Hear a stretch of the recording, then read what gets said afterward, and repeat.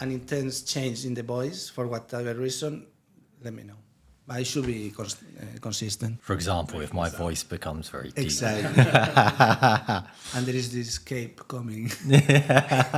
Do let us know. Yeah. All right. Well, let's start then. So, this is our first Ninja Theory podcast, and so I'm Dom. I'm studio head at Ninja Theory, and I'm here with David, who's our.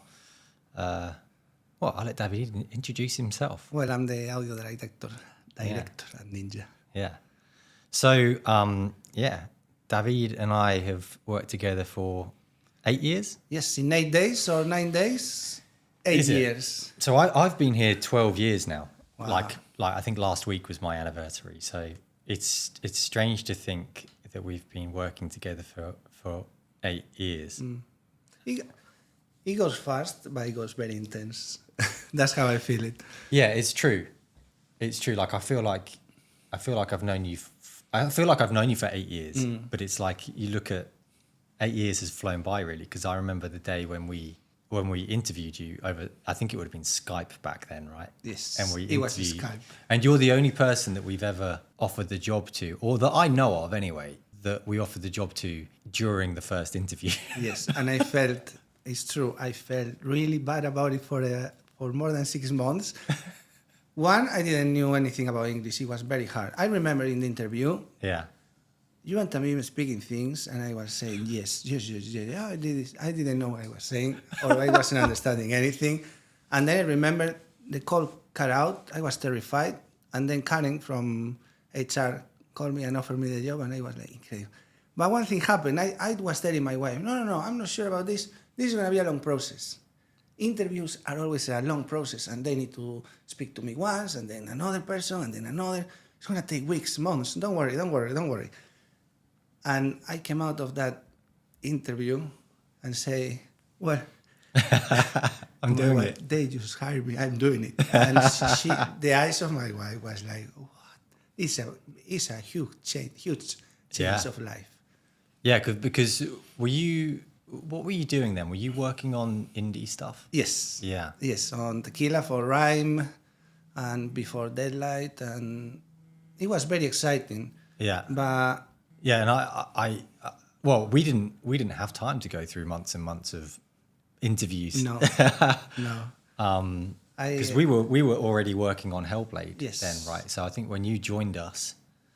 So when was that then? So I'm trying to work back. So that was 2014, yes. Right? Okay. So you have just finished the vertical slice. Okay. Yeah. Just at that moment. And then you joined. Yes. Right. Wow. Yeah. Okay. Yes. Okay. Yeah. I mean, so Hellblade, Senua Sacrifice, audio. I think it's fair to say is like the standout feature of the game. So let's talk about that a bit maybe, and how that happened. It's interesting because it still is a very hard project to do, in the sense like the elements that you recall as stand out is the voices, the concept of the voices, but that's not an audio concept in itself. We did a good job to bring it forward, like how people with mental health or psychosis can have elements in their head, and how we are truthful to that to connect with them, the empathy. And to me, that is the real challenge on audio, creating empathy. This is why I feel when I play Hellblade, like I'm connecting all the time with the character, with the humanity, with the themes, with the thinking.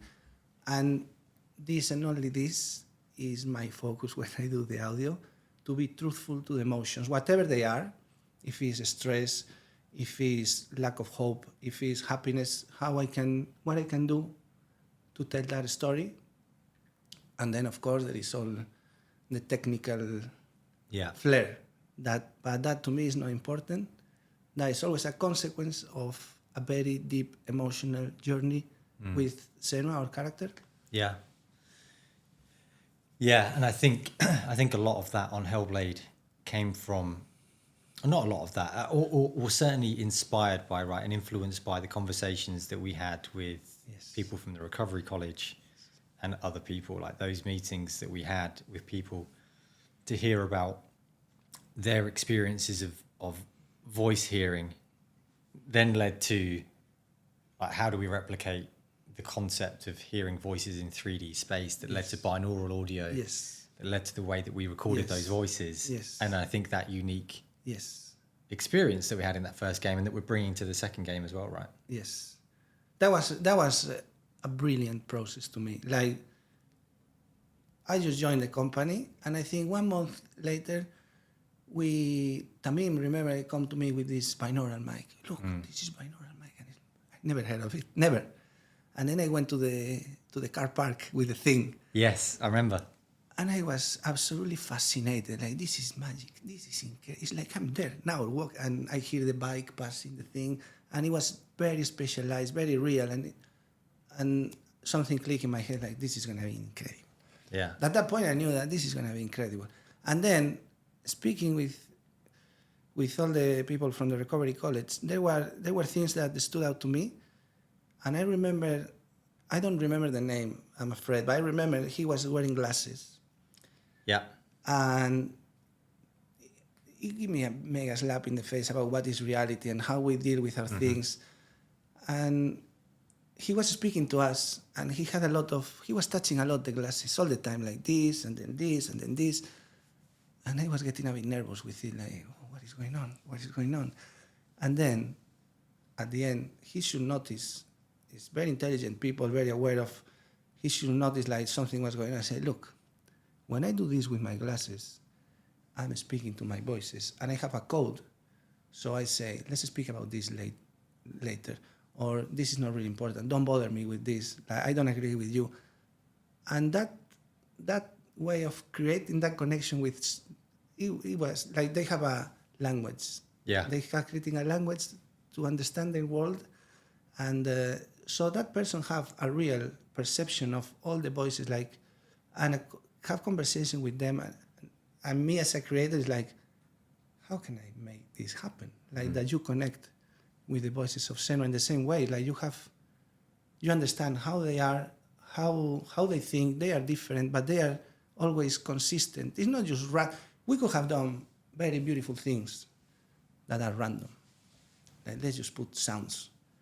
But everything we do, and it is something that I really like on how we work, it has a deep meaning and is very, very well thought. So when a Fury says something, it's very well thought. It's not, whatever. Yeah. Just to make it beautiful. Like, beautiful is not our final goal. It's meaningful. That's how I feel.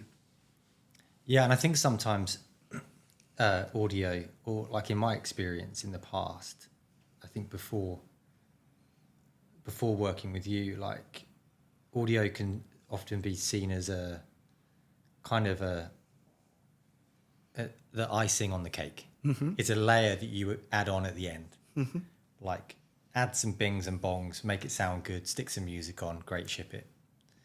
And I think, like on Hellblade, and I think this was because of you, really, it became so integral to the actual experience. Like, it serves such a huge purpose in the storytelling, the journey and the experience for players. And I think that's like kind of a different way of approaching it as well. It's like, it's not that end of the process, and it still is to an extent. Like, it's kind of, your work can be late on. But I think something that we do here that I think is probably quite unique is that you and the audio team are such a big part of that experience conversation from day one. Well, to an extent, I don't think in audio as a functional thing that will be adding at the end this beautiful music, or so it becomes that thing that everyone is expecting. It's the journey. It's an artistic journey. We always say in the audio team, art is suffering, and it's because you need to put parts of yourself. To me, ideally, when we are working in the sequel, when we finish, in Hellblade, it was me speaking through audio, right? Yeah. In a way that I hope people connected with. But I hope that when we finish the sequel, it's not just me, it's me and Daniele. So it's telling a bit of ourselves through Senua and through this journey. So, and this is so important to us. It's our lives. Like doing audio is my passion, is my life. So I put a lot of energy in bringing my ideas and my way of feeling since the first moments of the game.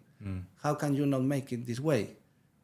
Like we do it with every other discipline. And it's true, audio has been always shifted like, oh, this is just whatever sound, the thunder sound. But if you speak about it before, you can add meaning to that thunder and say, okay, what if this, and this? And you make the players feel something that is special, is more connected to what is happening. And that makes a world of difference. Like I feel like a game is not audio and VFX and this and this. A game is a unique piece of art that happens to combine a lot of individual disciplines. And when all of them live together equally, is when you have something incredible. Yeah. And we talk a lot in the team about experience and the emotive journey, right? Like, and we actually rarely talk about Saga or Hellblade 1 as a game. Like, I'm so used to talking about it as an experience. And I think it kind of encapsulates what you're saying. I was saying to someone earlier, actually, talking about Hellblade, actually, and like the focus that we take on each step. Yes. Like, why is that next step that Senua takes meaningful? Yes. And it's combining all of those disciplines, audio, VFX, animation, everything, so that every single step. Yes. You know, Hellblade 1 is very focused, linear experience, right? But it's deliberate because we can then get into that real detail that means that it, like exactly like you say, every step is meaningful. Yes. And we can tailor that. Yes. For everyone. Yes. And you said to me once that your aim is to create something that when you hear it, you know it's Hellblade. Yes. So how, like, what are the ingredients that go into that? Like, we talked about the voices, but what else is that? So it's evolving, but I think we already achieved it with the one. If you listen to Hellblade 1 without anything and you have some kind of context and you understand that, okay, I know this is Hellblade because of this and this and this. To me, is the immersion and the immersion and how things connect. Like, for example, something that was very hard for me to do in Hellblade is Tamim has this vision of doing things very aggressively. Like when a person with psychosis having a bad moment is really bad. It's not like, it's really unbearable. And carrying that to a scenario where still need to be beautiful. I am doing with the hand something, like, I don't know how it's called. Speech marks. Marks. Or quotation marks. Quotation mark. Like, it needs to be beautiful. Yeah. But because it needs to be aesthetically well thought and meaningful, but at the same time, it needs to be brutal. And there was this moment that you get to Hella Gate and you see you die and you see yourself and you see another yourself and the scratching. Yeah. And all that need to be extra powerful and make you feel like really, really unsettling. And playing with all that distortion, it was really, really hard. So I think it's pushing sometimes beyond what is supposed to be correct. So sometimes if you are in a studio and say, oh, that thing is distorting, or oh, we cannot allow it, it cannot be, or no, there is noise in the mouth.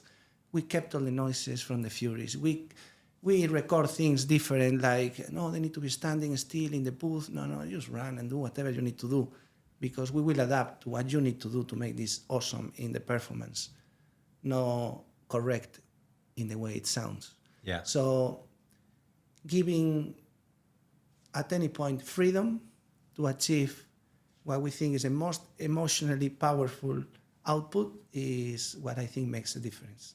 Yeah. Being music or sound design or anything. And it gives it that like physicality, I think. Like, yes. Back to the conversations that we had with people with lived experience. I remember hearing people talk about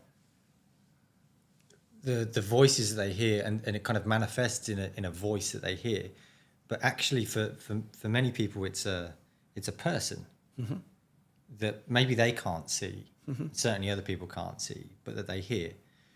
And kind of when you think about it like that, it's a physical entity, just like anyone else. And I think that's like particularly with the Furies, with Helen and Abby, right? Like the way that we recorded them with the binaural microphone, but with the physicality moving around it in the physical space, and like you say, with all those imperfections, it makes it feel real, and, exactly. and brings a physicality to it that is almost like theatre, right? Yes. Like I think, like that that kind of black box theatre.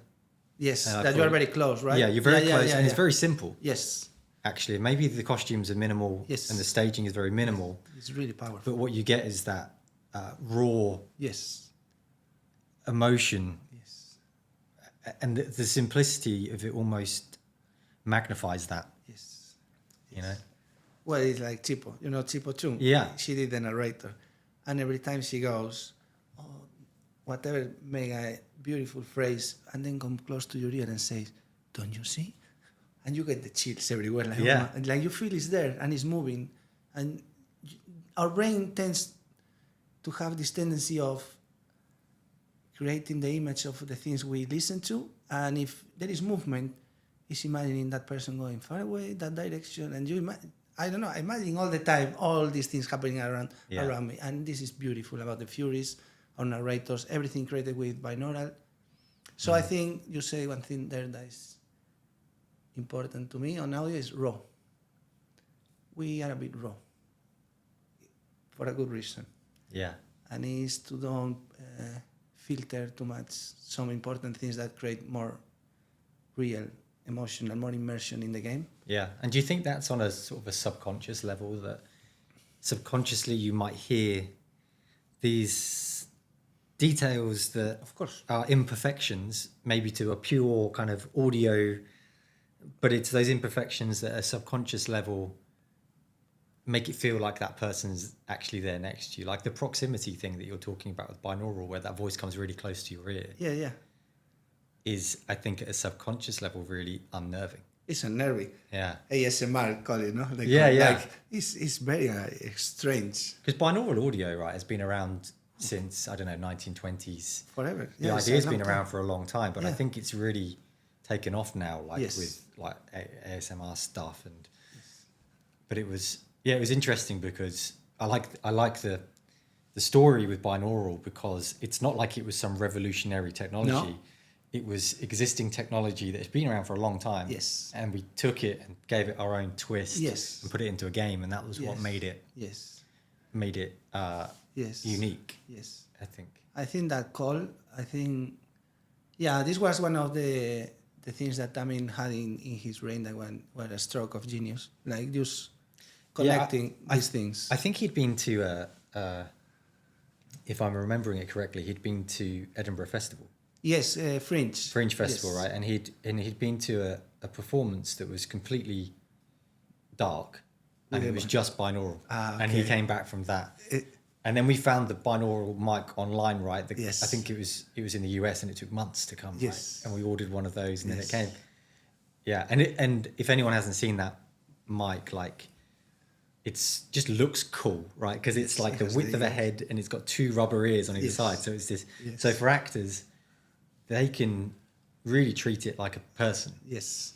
And a head. Yes. And so they can talk to it, which I think really. Now we have one that has even cheeks and nose. Yeah. And eyes. Yeah. It's amazing, and that's what makes the experience so immersive. Like you say, with headphones. Yes. Right. Yes. And I think that's quite unique, right? Like our commitment to the experience in headphones, I think is interesting, right? Yes. I think on that, I think it's important, not only because of the binaural. Binaural needs headphones to work. But because when you put your headphones, they isolate you from the outside. Like there is something about, okay, I'm gonna get myself immersed into this world. And you put your headphones, and it's like a wall between you and the rest. And then there are some technical things, like with headphones, you can hear quieter things. That if you have a TV, probably with the noise of the room. So actually, we can do more subtle things and more dramatic changes. But to me, it's very important the isolation. Like, it makes the game more intimate. Yeah, allows you to sink into the world of the character. Exactly. Yeah, interesting. Especially if you have 3 kids like me, and I'm at home, I want to play Hellblade, and I have 3 kids. Hey, Daddy, what? Yeah. I do. But I think that's modern life, right? Yes. Like, I think our game is almost a counter to multi-screen entertainment. Yeah. Like, I think our games are ones where it's, we almost want to, maybe we do this on Hellblade too, right? We go, like, wear headphones. We recommend you wear headphones and don't look at your phone. Exactly. Actually, exactly. We should probably do that, exactly. Right? Because you're right. Like so much of what we do is about allowing our players to suspend their disbelief as easily as possible. Yes. And maybe they can do us some favors as well, right? And we can go like get in a dark room, yes. put your headphones on, no phone. switch your phone off. Well, to me, I play a lot of piano, but I'm noticing something lately, and I'm starting to put my phone up there. I have the score, Chopin score, whatever, and then my phone, and this is really bad. Yeah. And I'm playing, and let me just to check. Yeah. Let me just, I don't like it. Yeah. But we are getting this. Yeah. I don't know the word. I'm doing a lot with the hands, but Yeah. the word doesn't come. Yeah. Well, it's It's a mechanical thing. I need to reach it. It's like the ring. a habit. Yeah. It's like the ring of power. The information it holds. Yeah. Tell me about. This is a good segue, right? Tell me about piano playing, right? Because, and I might be wrong on this, but is that where music started for you? Yes. So 4-year-old. Yeah. I almost didn't know how to talk, and my mom bring me a Casio. Yeah, I don't remember the model. It was electric keyboard. Electronic keyboard. Sorry, with 4 sounds: flute, whatever. And I remember this sound, fantasy.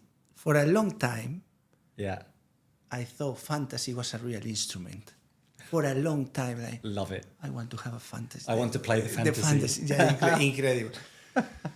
For a long time, and then what I was doing is MacGyver on TV, right? Yeah. And the tune, whatever. I think it was that. Yeah. And I was in the keyboard, and I put it out. Oh, look, I know this. And next one, A-Team, all the things. So you just listened and and then my mom said, "Well, he doesn't know how to speak. But he can play the keyboard. He can do this," and put me into classes. Oh, okay. Just straight away. Yeah. And is it in your family? Does your mum play? No. She tried. She got. He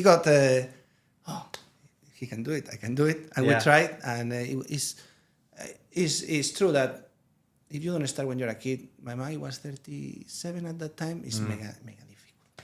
Yeah. And your brain is already wired in. Yeah. And you need the elasticity to use a lot of things. I'm 38, so there's no hope for me with piano playing.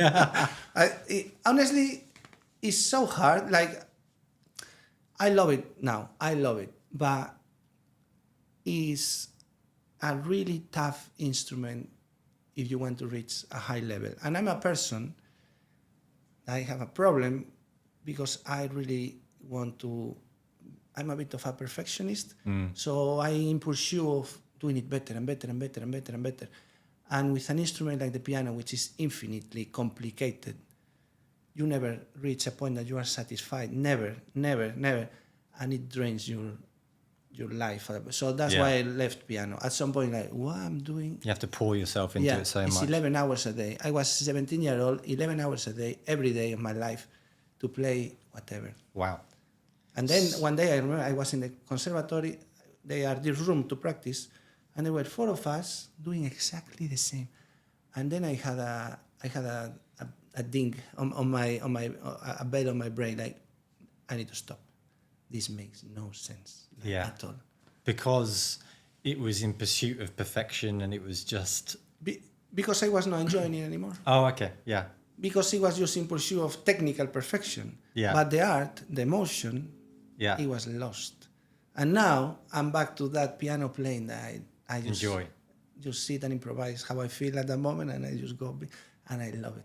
I love it. So tell me about, 4-year-old David is playing A-Team on his Casio in fantasy. Right? And then 17-year-old David is playing the piano 11 hours a day. Yes. Tell me about 17-year-old David, and then the journey from that to entering video games. Yes. I was very lucky because I had an uncle that was obsessed with technology. So when I was 7, 8-year-old, he never allowed me to touch anything at all. I kept going every day to his house when I was young, and he has a room full of computers, synthesizers, all your dreams there. And I was, if you want to stay here, you cannot touch anything. I said, yeah, no problem. And I was sitting there looking with big eyes to everything.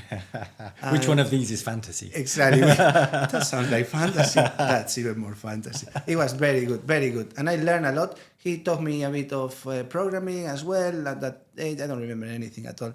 But it was like a mind, like it opened something in my brain, and I left it there. And then with 17, I made some friends. And there was a thing, I want to try to pronounce it correctly, called demoscene. So it was code, art, and music all together. And it started with Atari, Amiga, and hackers were doing the introductions using demoscene, like cubes rotating with music. Yeah.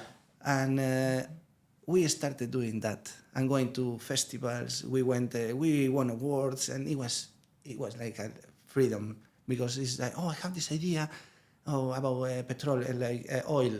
Like, let's do a demo about how oil is destroying the world, and we do it through something beautiful. Amazing. So were you, at that point then, were you starting to kind of get involved in the technical side? Yes. You were creating the music and then implementing the music in the demo? I was starting to do that. Yeah. And I started to be like... The combination of these things is amazing. This is incredibly powerful. Yeah. It's like this is the best thing ever. Yeah. The freedom, the potential, the is fresh. Like there is nothing. Like we are just imagine a door that is opening. We are just looking through the little hole to see what is behind this. All the future is here, and it was. Incredible. We did very cool things. Now I look at them and it's like, oh my God. Yeah, but for the time, right? So when would that have been? Like, what kind of years would that have been? I was 18, 2000, 96, 97, 98. Yeah, so mid late 90s. Yeah. Incredible. I remember going, because now, if I want to do music now, you can reach technology and software very easily. Even very cheap. Like there is something for everyone. When I was 17-year-old, there was absolutely nothing. Like this thing of, I want to look in YouTube. Was almost no internet. And then my neighbor was a pirate. And I remember going to his house, and he was going to a place of, like the Matrix. And I was with my box, and he with his box, and he's like, I swap you this for that. Oh, look, Cubase. Give me Cubase. I give you my whole box. And I just have my copy of Cubase, so I can start doing music. Yeah. It was incredible. I remember my mom every day shouting, stop playing with the computer. What are you doing? And he's like, Ma, I'm doing music. I'm not playing. This is my future. Stop playing with the computer. We were speaking about fathers getting out of generation, like you don't understand your kids. Right? This is exactly it. My mom was not understanding anything. And one day, my computer was gone. And I'm like, what happened? You need to focus on your studies, in your piano. This is not... Well, I'm doing music. This is as good as the piano. This is incredible. No. So, since I'm very little, I like to dismount things and to see how... So I opened... My mom went in a little holidays. She had a computer there, and I say, I'm gonna do music. And I open her computer. I remove all the interior of the computer, put it in my room. I left, and I left the computer completely empty there, like nothing happened. You look from the outside, and it's perfect. It's a perfect computer. It's there. And then, but the thing is, like, I'm a bit, so I forgot to put it back. And then my mom wants to start the computer. And he's like, what is happening? It's not working. Must be broken. Have a look inside. It's empty. She did. Oh. She did look inside. And it was horrible. Like, it was a bit of a... So to pursue your dream, you removed the innards of your mum's computer. Yes, to do music. But put it back together so carefully that it looked like it was fine. Exactly. That's brilliant. Exactly. And so, like, at that age, did you know, like, were you aware that this could be a career for you? No. But did you think that that's what you wanted to do? You wanted to pursue Yeah, but I wanted art? to do it. But Yeah. I thought, look, imagine you live in Spain, which there is, now there is quite, it's starting to be a reliable industry. Like, you can have a circle of life inside the industry.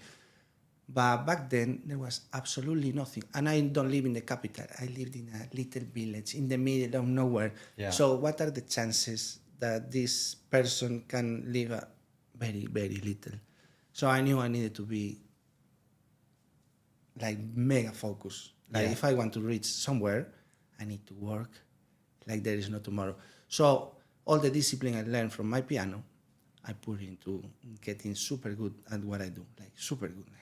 And I was listening to everyone saying, no, I can, how would they do it? And until I replicate what they do, I cannot move forward. And it was smashing my head. MIDI, what is MIDI? So really, really self-taught then. Yeah, there was no university. Yeah. It was just me on my room Yeah. all the time. And how did you then? How did you go from David at home learning this stuff to entering the games industry? So that was a bit strange. I wasn't expecting it. I was doing the demo scene with my friends and doing awards, whatever. And then I got a mega scholarship to do arts. 1 year in Cordoba, in a beautiful city in Spain, everything paid. Just do whatever you want for a year. Whatever I want, okay? And I was writing piano music and do. But at the same time, I started to receive calls from my demo scene friends, like, oh, there's this studio, I'm gonna work there. Oh, you should come. And then I did a test. And they say, oh, join us. And I started like that, just very simple. Yeah. Nothing special about So it. it was the demo scene work that led to the group of you getting interest from studios, and then you joined. Yes, because if you think about it, we live in a very small village. So very few people were really interested in this. Like, we were 4 of us, like 4 in a 300,000 population at that time. There was 4 here, 4 there, very few people. So these people were really passionate about it. So every single one of them are now working in video games, stable, doing great games.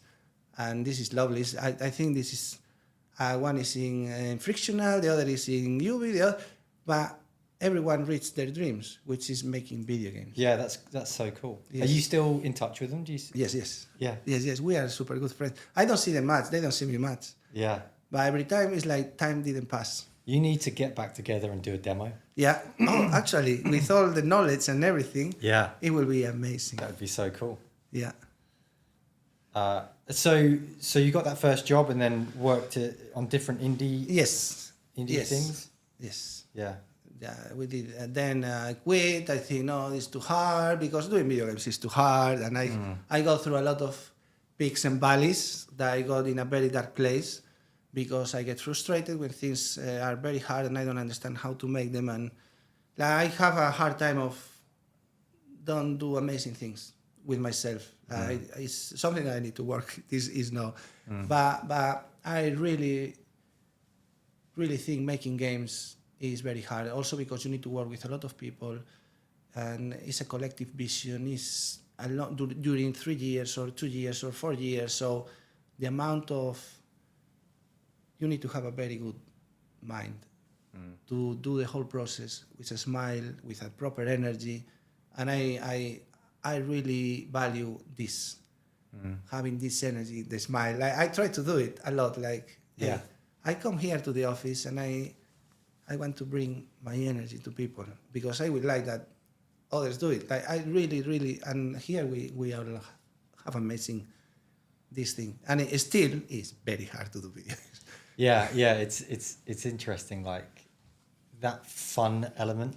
Yes. That's the thing that I love as well, is that it is really hard, and it's still to an extent bizarre that we all have careers making video games, Yes. right? Oh, yes. And you kind of have to remember that as hard, and it is hard, right? It is hard, but I love that we still have a lot of fun Yes. doing it. Yes. And there's nothing, for me, there's nothing quite like that feeling of going through some of that pain and struggle Yes. together as a group, and particularly when it turns out well, like it did in Hellblade 1, right? Like, you create incredible bonds Yes. with people Yes. as a result, because you've been through those Yes. painful Yes. times And together. it's, you have doubts. I remember how many doubts we have when we were finishing Hellblade. Like, Yeah. what is gonna be? People are gonna understand it. They are gonna like it. We didn't know at We all, didn't right? know We had no idea at whether all. what people were going to think at all, and I think we were quite strong in that being okay, because that was kind of part of the point Yes, of it. we but- do what we feel, right? Yeah, I remember we released Hellblade, and I received a Twitter from a private Twitter from a Italian. I don't remember a media. Can I speak to you? Well, I just play the game. I'm not gonna review it very well. I'm gonna put a 6, and at that point, the first review is I'm gonna put a 6. Yeah. And I was demolished. Like, so many hard work, and but it's like, but it doesn't matter. It's just him. But you want. At that point, you are wishing like people is gonna like it. yeah, And it was, and just after that, I Yeah. couldn't believe the impact that Hellblade had. No. Couldn't believe. no, completely. It is still unbelievable, really. I mean, I was telling you earlier about a new neighbour that moved in near me, and it just turned out that his dog was called Senua. Like, he Yeah. named his dog after Senua, and it just turned out like, and it just reminded me, well, that in video games that we don't get much of an opportunity to kind of see the fans and see the audience. Like, I went to a West End show a month or so ago, and at the end of the show, everyone's on their feet applauding the show, and it kind of, in that moment, I thought how wonderful it is for those performers to get that instant Yes. reaction Yes. from their audience. Yes. You know, and we kind of don't often get that opportunity. But we receive a lot of mails. We did a trailer with some of The quotes, yeah. and that, to me, that is it. Oh yeah, unbelievable, right? And I think that was the most valuable part of Hellblade for me, and I think for a lot of people, was that reaction from people that had lived experience, or had friends and family with lived experience of psychosis, that kind of endorsed the game for us. Yes. And said, "You've done a good job there. You've done something that's actually Yes. helpful." Yes. You know, and how moving that was, I think, for all of us Yes. to experience that. Yes. Because it's a very fine line where what we do is just a game.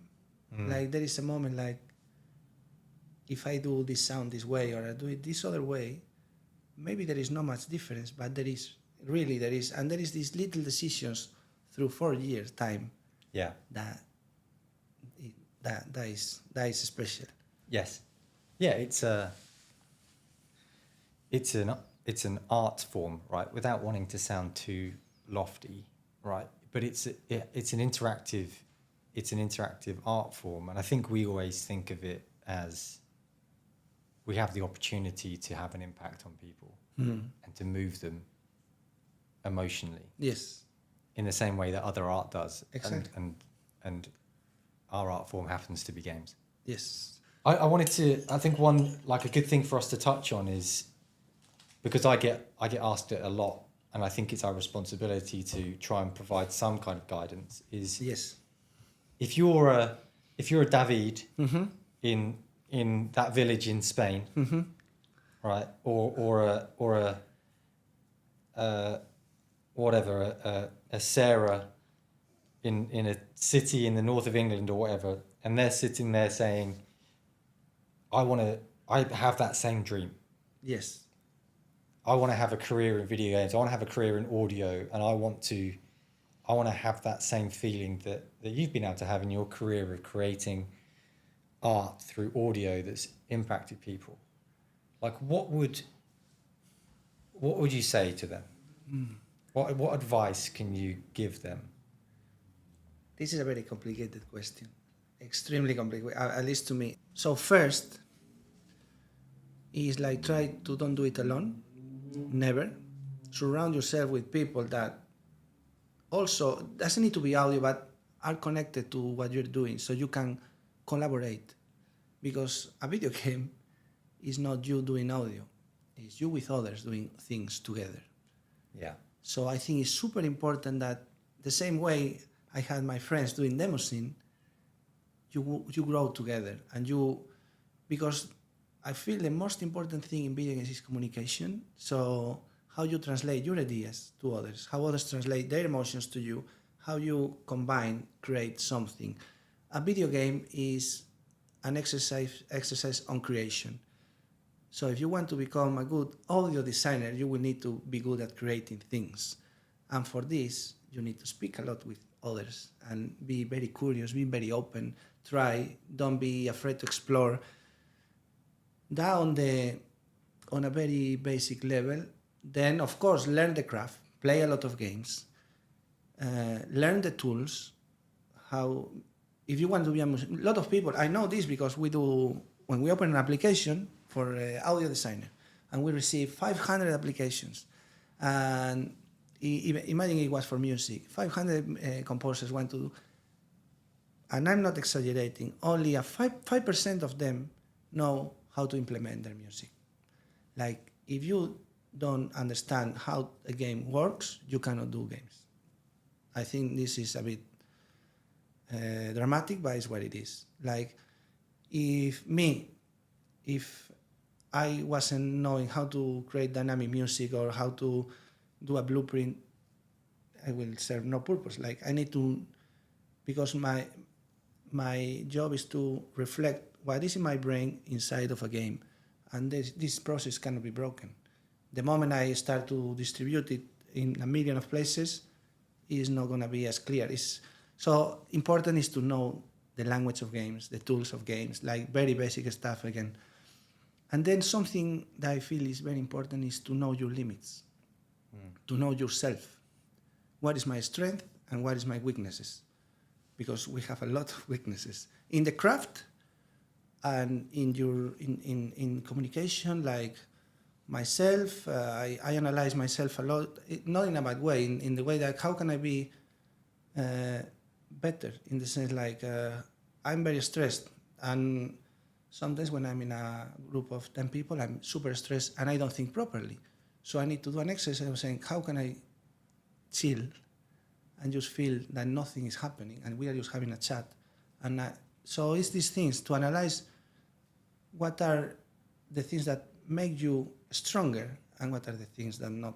And in music, this is super important. Like, what type of music I'm good at, what type of music I'm not good at.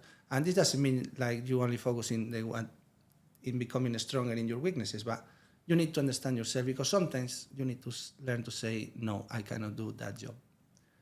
Like, I cannot do this because it's not my type of thing. Because a mistake that a lot of people do is say yes to everything, and they are not fit to purpose. Like, they cannot do it. They don't have the knowledge, they don't have the experience, and it's just a massive slap. Which sometimes it's good to have, but you can avoid it just by being smart and saying, I'm not doing this now. You keep practicing, you keep going. And one day it's like, I'm going to do it now. And then you do something incredible because you are ready.